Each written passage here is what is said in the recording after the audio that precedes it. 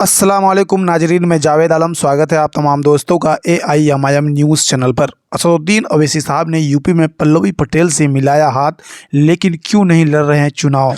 असदुद्दीन अवैसी साहब ने भले ही पल्लवी पटेल की अपना दल कमेरावादी के साथ हाथ मिला लिया है, लेकिन यूपी में एक भी सीट पर चुनाव लड़ने का मन नहीं है। ऑल इंडिया मजलिस इत्तेहादुल मुस्लिमीन के एक बड़े नेता ने बताया कि AIMIM पार्टी इस बार किसी भी सीट पर अपना प्रत्याशी नहीं उतारेगी, बल्कि गठबंधन यानी अपना दल कामेरावादी के प्रत्याशियों का चुनाव प्रचार करेंगे। उत्तर प्रदेश में सपा से गठबंधन टूटने के बाद अपना दल कामेरावादी ने नया सहयोगी तलाश लिया है।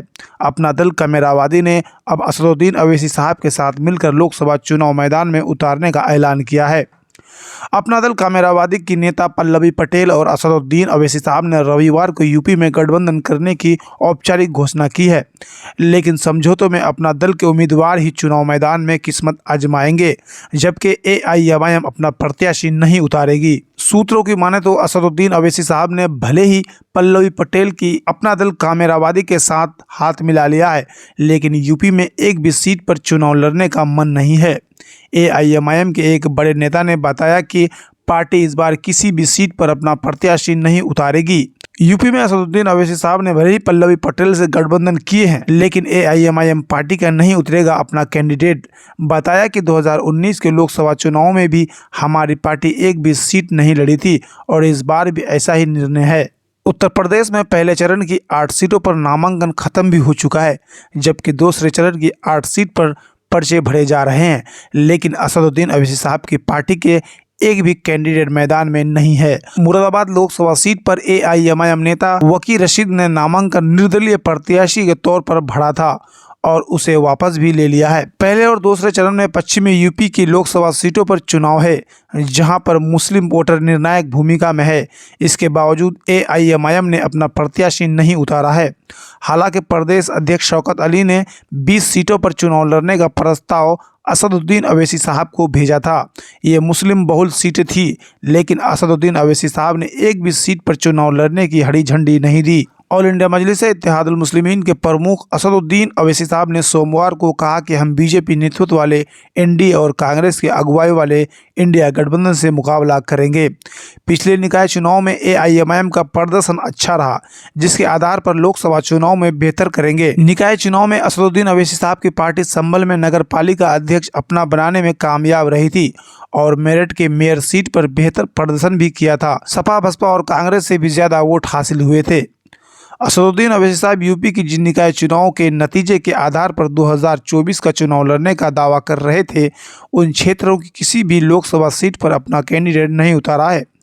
मेरठ में सपा भाजपा ने भी गैर मुस्लिम प्रत्याशी उतारे हैं, उसके बाद भी AIMIM अपना प्रत्याशी नहीं दे सकी। इसी तरह बिजनौर, नगीना और मुजफ्फरनगर सीट पर भी किसी को प्रत्याशी नहीं बनाया। रामपुर और मुरादाबाद में 50% के करीब मुस्लिम आबादी है, लेकिन इन दोनों सीटों पर असदुद्दीन अवैसी साहब ने अपना उम्मीदवार नहीं उतारा है। संभल नगर पालिका सीट पर कब्जा जमाने के बाद भी लोकसभा चुनाव में नहीं लड़ रही है। इसके अलावा अमरोहा, बदायूं और बरेली लोकसभा सीट पर भी चुनाव नहीं लड़ी, जहां 27% से 38% मुस्लिम मतदाता है। असदुद्दीन अवैसी साहब की रणनीति इस बार यूपी का सियासी मैदान पूरी तरह से खाली छोड़ने की है।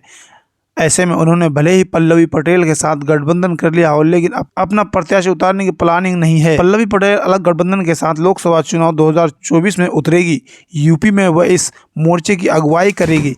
अपना दल ने 5 दलों के साथ मिलकर भागीदारी संकल्प मोर्चा के नाम से गठबंधन तैयार की है, जिसमें असदुद्दीन अवैसी साहब भी शामिल है। लोकसभा चुनाव को लेकर यूपी में पल्लवी पटेल ने असदुद्दीन अवैसी के साथ किया गठबंधन, सपा की बढ़ेगी टेंशन। पल्लवी पटेल की पार्टी अपना दल कामेरावादी और असदुद्दीन अवैसी साहब की पार्टी AIMIM ने यूपी में गठबंधन कर ली है। आज दोपहर 2 बजे दोनों नेताओं का लखनऊ में प्रेस कॉन्फ्रेंस हुआ।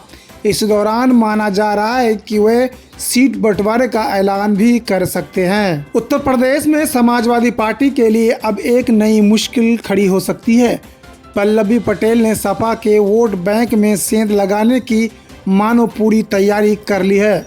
उन्होंने असदुद्दीन अवैसी साहब के साथ गठबंधन किया है। इससे साफ है कि पल्लवी पटेल ने अखिलेश यादव के पिछड़ा दलित और अल्पसंख्यक अभियान का जवाब पिछड़ा दलित और मुस्लिम को एक मंच पर लाकर देगी। पल्लवी पटेल की पार्टी अपना दल, कमेरावादी और अवैसी साहब की पार्टी AIMIM ने लोकसभा चुनाव के लिए गठबंधन कर लिया है। पल्लवी पटेल और असदुद्दीन अवैसी साहब के बीच इसको लेकर मीटिंग भी हुई। दोनों नेताओं की तस्वीर भी सामने आई। पल्लवी पटेल के साथ उनके पति पंकज निरंजन भी मौजूद रहे। 2024 का लोकसभा चुनाव पल्लवी पटेल समाजवादी पार्टी के साथ ही मिलकर लड़ना चाहती थी। वह फूलपुर, मिर्जापुर और कौशाम्बी जैसी सीटों की उम्मीद कर रही थी, लेकिन माना जाता है कि अखिलेश यादव ने मिर्जापुर सीट पर उम्मीदवार उतारकर अपना रुख स्पष्ट कर दिया था। फरवरी महीने में ही दोनों दलों के बीच मतभेद देखे गए थे, जब पल्लवी पटेल ने राज्यसभा चुनाव में सपा उम्मीदवार के पक्ष में मतदान से ये कहते हुए इनकार कर दिया था कि अखिलेश यादव ने अपने PTA पिछड़ा दलित अल्पसंख्यक फार्मूले को नज़रअंदाज किया है। इस गठबंधन की वजह से अखिलेश यादव के लिए जहां फूलपुर, मिर्जापुर और कौशाम्बी जैसी सीटों पर उनकी पल्लवी पटेल की पार्टी की अच्छी पकड़ मानी जाती है। हालांकि पिछले चुनाव में इन तीनों सीटों पर बीजेपी ने जीत दर्ज की थी और तीनों ही सीटों पर सपा के उम्मीदवार दूसरे स्थान पर थे। अपना दल 2022 के विधानसभा चुनाव में किसी भी सीट पर चुनाव नहीं लड़ा था।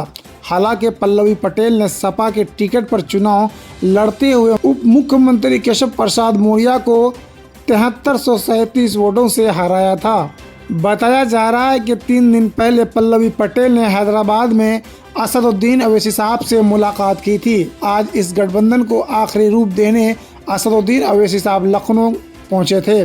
2024 का लोकसभा चुनाव पल्लवी पटेल समाजवादी पार्टी के साथ ही मिलकर लड़ना चाहती थी, पर फूलपुर, मिर्जापुर और कौशाम्बी जैसे सीटों की उम्मीद कर रही थी, लेकिन माना जाता है कि अखिलेश यादव ने मिर्जापुर सीट पर उम्मीदवार उतारकर अपना रुख स्पष्ट कर दिया। आज दोपहर 2 बजे लखनऊ स्थित क्लार्क होटल में पल्लवी पटेल और असदुद्दीन अवैसी साहब एक संयुक्त प्रेस कॉन्फ्रेंस किया, जहां संभावित रूप से सीट बंटवारे का ऐलान कर सकता है। तो दोस्तों, आपको क्या लगता है? ताज़ा तरीन खबरों के लिए AIMIM न्यूज़ चैनल को सब्सक्राइब करें, वीडियो को लाइक शेयर ज़रूर करें, कमेंट बॉक्स में आप अपनी राय जरूर दें। बिहार में हिंदुओं को भी टिकट देगी असदुद्दीन अवैसी साहब की पार्टी, नॉन मुस्लिम जिताओ वोटर पर नज़र, क्या करेंगे लालू नीतीश? बिहार में गठबंधन की टेंशन बढ़ाने के लिए असदुद्दीन अवैसी साहब ने पूरी तैयारी की है। 40 में से 16 सीटों पर AIMIM लोकसभा चुनाव 2024 में उम्मीदवार उतारने का ऐलान किया है। असदुद्दीन अवैसी साहब की पार्टी बिहार में नॉन मुस्लिम को भी टिकट देने जा रही है। मतलब किसी भी जाति धर्म का शख्स AIMIM पार्टी से चुनाव लड़ सकता है। बिहार में असदुद्दीन अवैसी साहब की पार्टी हिंदुओं को भी टिकट देगी।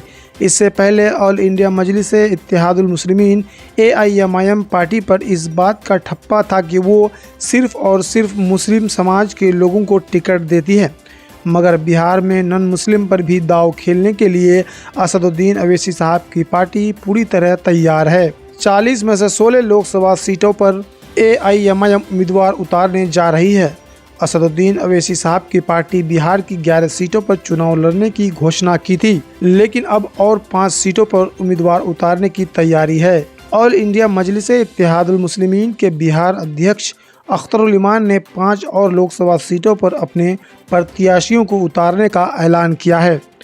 अख्तरुल इमान साहब ने काराकाट, पाटलिपुत्र, गोपालगंज, शिवहर और दरभंगा सीट से उम्मीदवार उतारने का ऐलान किया है। मधुबनी से भी लड़ने का पार्टी विचार कर रही है।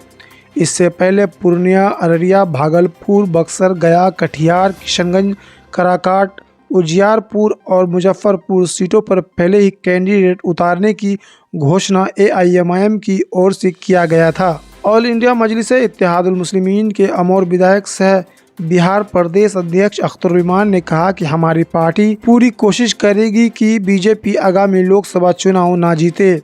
अख्तरुल इमान साहब ने आगे कहा कि हमने इंडिया गठबंधन का हिस्सा बनने की कोशिश की थी। हमारी कोशिश थी कि सेकुलर वोटों का बिखराव ना हो। इसके लिए हमने पार्टियों से बातचीत भी की थी।